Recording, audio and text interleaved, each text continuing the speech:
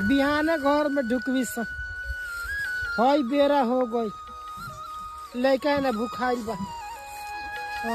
चुप रह अब कमी होत हो घर में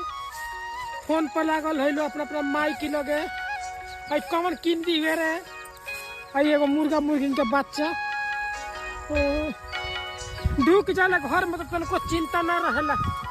कि लड़का भूखाइल बा लड़का सुती गई। हाँ का हो घरवा में का होता अरे तनको लजिन के तनको लाज नहीं हो दादा लड़का है बिहाने का भूखाइल बा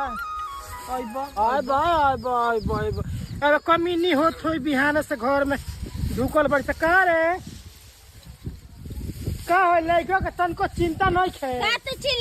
का चिल्लालू हो तो का चिल्ला तनी रे हो आई लड़का बिहाने से रोता तो हम घर में बैठल बानी हम खाना बनावतानी बाप रे